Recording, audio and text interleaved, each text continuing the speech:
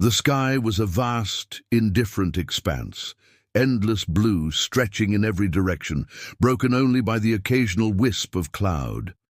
30,000 feet below, the Atlantic Ocean shimmered under the midday sun, its surface a deceptive calm. Inside the cockpit of Transatlantic Flight 762, Captain Daniel Harkin scanned the instrument panel with the practiced ease of a man who had spent more than half his life in the air.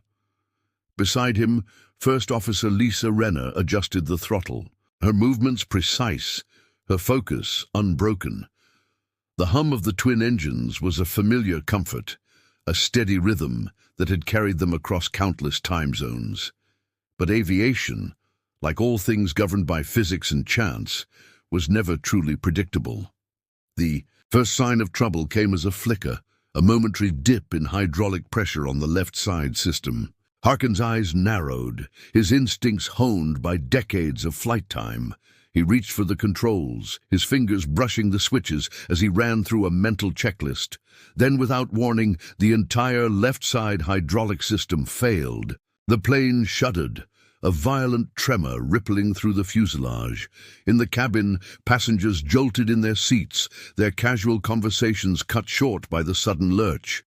Overhead, bins rattled, a drink cart wobbled dangerously in the aisle. The automated warning system blared to life, its synthetic voice cool and methodical, listing failures in rapid succession. Harkin's hands tightened around the yoke. The Boeing 787 was designed with redundancies, but this was something else. The left aileron was unresponsive, the wing's control surfaces locked. The aircraft began a slow, inexorable roll to the left, the horizon tilting at an alarming angle. Renner's voice was steady as she called out altitude and airspeed, but the tension in her shoulders betrayed the gravity of the situation. Standard procedure dictated an emergency descent, but with the controls compromised, even that was a risk. Outside, the thin air at cruising altitude offered little margin for error. Harkin's mind raced. He had trained for hydraulic failure, but not like this, not with the plane fighting him at every input.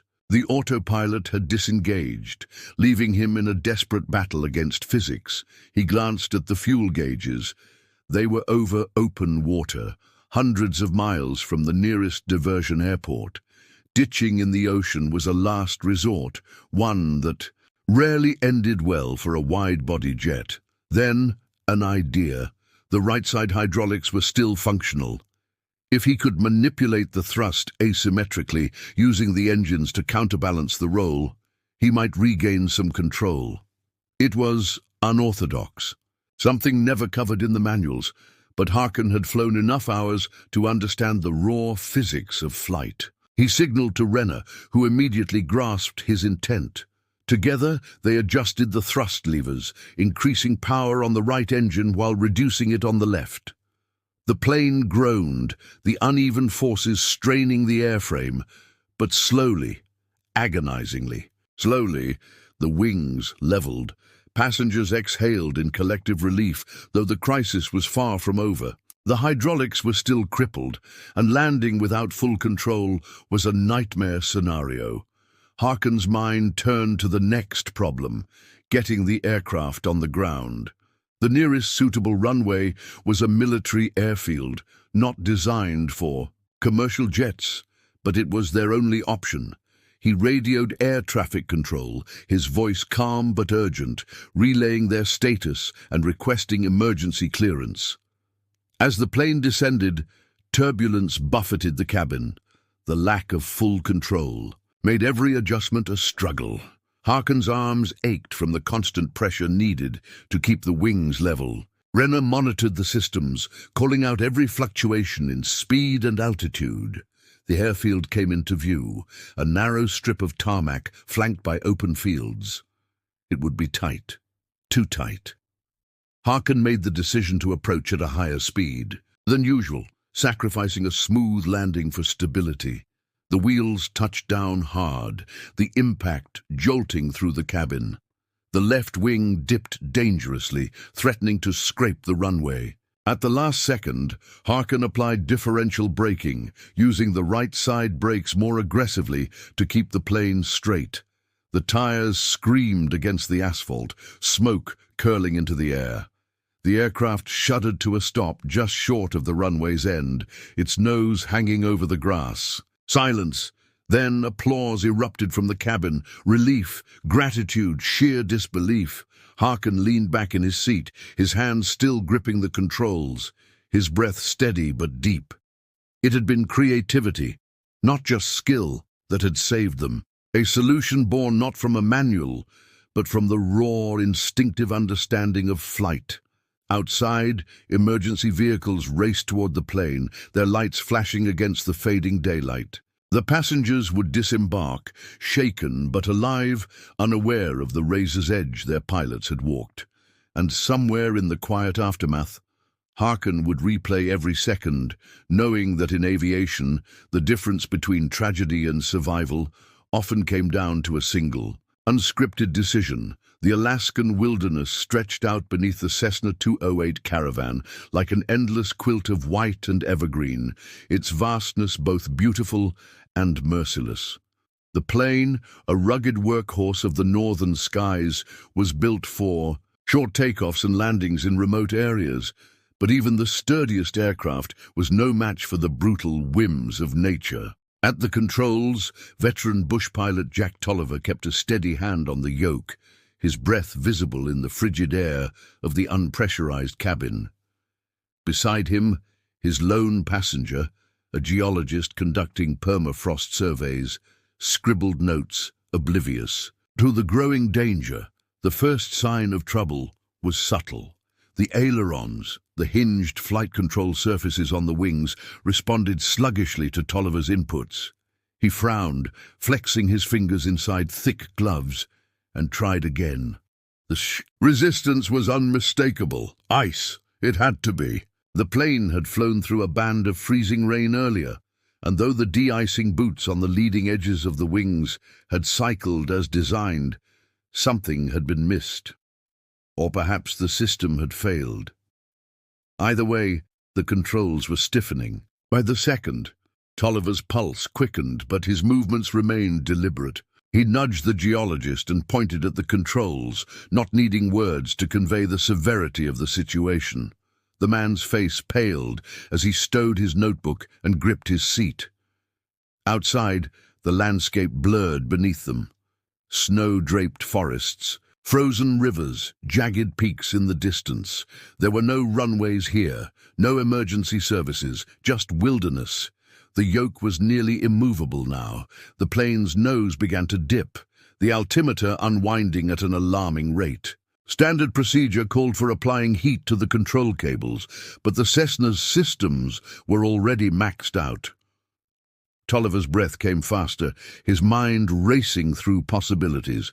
If the controls froze completely, the plane would become a runaway sled in the sky, plunging toward the unforgiving terrain below. Then, an idea.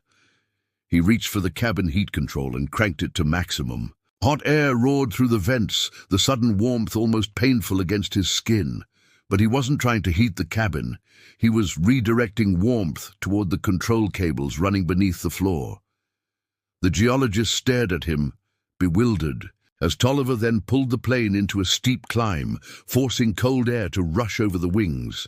The sudden change in airflow might break off any ice clinging to the hinges. The plane groaned in protest, its single turboprop engine straining. The altimeter needle trembled, then steadied. Tolliver held the climb, his arms shaking from the effort of keeping the nose up. Seconds stretched into an eternity. Then, a shudder, a crack. The yoke jerked in his hands, suddenly free. The ice had broken loose. He leveled the plane, exhaling sharply as the controls responded normally again. The geologist slumped in his seat, his face slick with sweat. Below them, the wilderness sprawled on, indifferent. Tolliver adjusted their course, his hands steady once more. There would be no report of this incident, no official record of the near disaster. In the bush, survival often depended on unorthodox solutions. on pilots who knew their machines as extensions of their own bodies. The Cessna droned on, its shadow flitting over the snow. Somewhere ahead, a remote landing strip waited, and Tolliver knew that when they touched down, it would be just another day in the Alaskan skies, another crisis averted by instinct, experience, and sheer creative will. Night had swallowed the Pacific whole. Somewhere between Honolulu and Los Angeles, the Airbus A330 cruised at 37,000 feet, its twin engines humming steadily as they propelled 247 passengers and crew through the ink-black sky. In the cockpit, Captain Elena Vasquez monitored the instruments while First Officer Mark Dawson scanned the horizon. A pointless gesture over open ocean, but habit kept his eyes moving. The flight had been routine, the kind of crossing that lulled pilots into a comfortable rhythm. Then, without warning, the rhythm shattered. The first indication was a flicker. The navigation screens blinked once, twice, then went dark. The overhead lights dimmed, surged, then failed completely. The cockpit plunged into near blackness, illuminated only by the faint glow of emergency exit signs. Vasquez's hands flew across the controls, her fingers finding switches by muscle. Memory. Electrical failure, she said, though the words were unnecessary. Dawson was already pulling the emergency checklist from its sleeve. But before he could read the first step, the engine sputtered. The sound was unmistakable, a deep, shuddering cough as both Rolls-Royce Trent 700s lost power. The Airbus, suddenly silent, became a 200-ton glider. In the cabin, passengers gasped as reading lights and seatback screens cut out. A child cried. Someone dropped a drink. The absence of engine noise was deafening. Flight attendants exchanged glances. No announcements, no instructions yet. They knew better than to panic passengers before the pilots had assessed the situation. Vasquez and Dawson worked in near-total darkness. The auxiliary power unit should have kicked in, but it hadn't. The plane's systems were dead. No hydraulics, no flight controls, no radios. The altimeter was unwinding. 36,000 feet. 35,000. They were descending, slowly but inevitably. Dawson grabbed a flashlight, its beam cutting through the gloom. "Batteries?" he asked. Vasquez shook her head. "If they're drained, they're drained." Then, an idea. She reached for the ram air turbine, a small wind-driven generator stored in the fuselage. Deploying it was a last resort, something she'd only ever done in simulations. But if it worked, it could provide just enough power to restart critical systems. She pulled the rat release handle. A thump echoed through the plane as the turbine extended into the slipstream. For a moment, nothing. Then, a flicker. A single instrument screen blinked back to life. Then another. The Airbus wasn't fully restored, but it was no longer a ghost ship. Hydraulic pressure returned in sluggish pulses. The flight controls responded, stiff but functional. Vasquez took the yoke. "We're not getting those engines back," she said. Dawson nodded. They were still descending, still without engines, but now, at least, they had control. The nearest land was hundreds of miles away. Ditching in the Pacific at night was a death sentence. Vasquez scanned the instruments. "There," she said, pointing to a weather display that had partially rebooted. A ship, a massive container vessel, its position updating via satellite. She banked the Airbus toward it. The plane was heavy, sluggish. Without engines, every adjustment was a battle. The altimeter continued its relentless countdown. 20,000 feet, 18,000. The ship was still miles away. Too far? Then another flicker. One engine coughed, a weak, shuddering attempt at revival. Vasquez didn't wait. She hit the restart sequence. The engine sputtered, gasped, then roared back to life. A second later, the second engine followed. The Airbus surged forward, its systems rebooting in waves. Cabin lights flickered on. Passengers cheered. The flight attendants finally made their announcements, their voices steady but relieved. Vasquez let out a breath she hadn't realized she was holding. They wouldn't need the ship after all. But for 7 minutes and 22 seconds, Flight 214 had been a ghost in the night sky. A silent, powerless descent toward the black ocean below. And it had been a pilot's quick thinking, a decision made in darkness, that had brought it back. The Andes had a way of swallowing aircraft whole. Captain Ricardo Mendez knew this better than most. He'd flown cargo routes through these peaks for 15 years, delivering supplies to remote mining outposts where the airstrips were little more than gravel carved into mountainsides. Today's flight should have been routine, a twin-engine turboprop carrying 12 passengers and a load of medical equipment to a village clinic. But the weather reports had been wrong. Terribly wrong. What began as light snow had transformed into a full whiteout within minutes. The de Havilland -8's windshield was a frosted canvas, the outside world reduced to swirling grey static. Mendez tightened his grip on the controls, his co-pilot, Sofia Rios, calling out instrument readings as the plane bucked through turbulence. The storm had come out of nowhere, a sudden violent squall that blocked all visibility and sent the outside temperature plunging. Then came the ice. It started as a thin glaze on the wings, barely noticeable at first. But within minutes the build-up was critical. The plane grew sluggish, its climb rate dropping despite full power. The stall warning chirped, a single insistent beep that made Mendez's stomach tighten. They were too heavy, too slow, and the mountains around them were invisible in the storm. "Deploy the boots," he said. Rios activated the de-icing system, the inflatable rubber panels on the wings expanding and contracting to break off the ice. But it wasn't enough. The plane kept losing altitude, the altimeter unwinding at an alarming rate. 14,000 feet, 13,800, 13,500. Somewhere below them, jagged peaks waited. Mendez's mind raced. They couldn't climb. They couldn't see. Turning back was impossible. The storm had closed in behind them. Then an idea, a dangerous one. "Prepare for emergency descent," he said. Rios shot him a look. "We'll hit the mountains, not if we go where they aren't." He pushed the nose down. The plane dropped like a stone, passengers screaming as the cabin lurched. The altimeter spun, 12,000 feet, 11,500, 10,000. The storm still blinded them, but Mendez was flying on instruments alone, trusting the terrain database to keep them clear of the highest peaks. It was a gamble.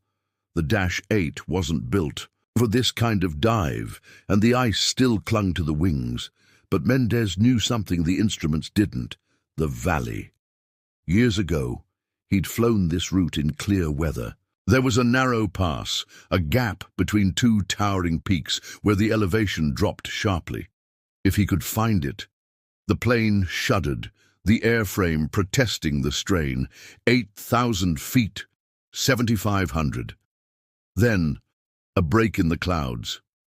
Just for a second, but long enough, Mendez saw the pass, a sliver of darker grey in the whiteout. He banked hard, the wings groaning as the plane sliced through the gap, with barely 100 feet to spare on either side.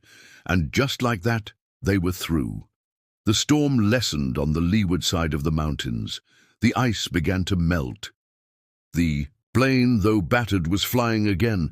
Mendez leveled off, his hands steady, but his breath coming fast. Behind him, the passengers were silent, too stunned to speak. Rios let out a shaky laugh. "You're insane." Mendez just nodded. Sometimes, insanity was the only way out. The village airstrip appeared ahead, its lights barely visible in the snow. As the wheels touched down, Mendez allowed himself one thought. The mountains had tried to take them today, but they'd fought back, and won. The Boeing 747 had been in the air for nearly 11 hours when the first warning light flickered to life. Captain Elias Vartan, a veteran of over 20,000 flight hours, barely glanced at it at first. Transatlantic flights always had their minor system warnings, But when the cockpit alarm began its shrill, unrelenting scream, and the words "landing gear malfunction" flashed in bold red across the primary display, he knew this was no false alarm. Beside him, First Officer Naomi Chung immediately began running through the emergency checklist, her voice calm but clipped as she called out each step. Outside, the early morning sky was a pale grey, the English countryside stretching out beneath them as they began their final approach into Heathrow. The problem was simple and terrifying. The main landing gear refused to extend. Vartan cycled the gear handle multiple times. Nothing. The hydraulic pressure readings were normal, but the guy wheels remained stubbornly locked in their wells. The backup systems, manual releases, alternate hydraulics, were equally unresponsive. The control tower had been notified, emergency vehicles were already lining the runway, but none of that would matter if the massive jetliner couldn't get its wheels down. In the cabin, the flight attendants moved with practiced calm, preparing passengers for the possibility of a gear-up landing. Seatbacks upright, tray tables stowed. Passengers bent forward, heads down, arms braced against the seats in front of them. A few people wept silently. Others clutched loved ones' hands, their knuckles white. The usual hum of idle chatter was gone, replaced by a heavy, suffocating silence. Vartan exhaled slowly, his fingers flexing around the controls. He had trained for this scenario, but simulations were nothing like the real thing. A 747 didn't just land without landing gear.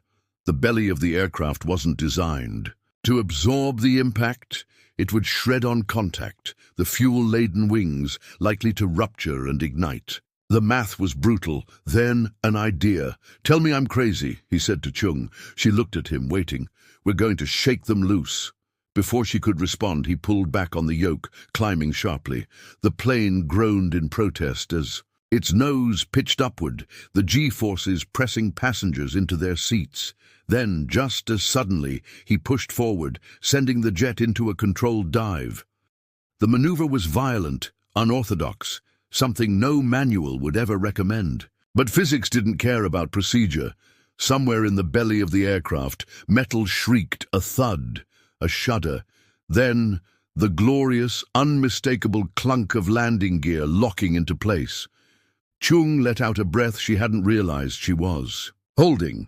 The indicator lights flickered green. The rest was almost anticlimactic. The landing was smooth, the wheels touching down with nothing more than a chirp of rubber on tarmac. Fire trucks followed them down the runway, but they weren't needed. As the plane taxied to a stop, the cabin erupted in applause. Relief, disbelief, sheer joy at being alive. Vartan unbuckled his harness, his hands steady but his heart still pounding. He had cheated disaster today. Not with luck, not with procedure, but with something deeper, an instinctive understanding of the machine he commanded, and the willingness to do what the manuals never suggested. As the passengers disembarked, many paused to thank the crew. Vartan nodded, shook hands, but his mind was already elsewhere. Somewhere in the hangar, engineers would be swarming over the landing gear, trying to determine what had gone wrong. But for now, the sky had given them back, and that was enough.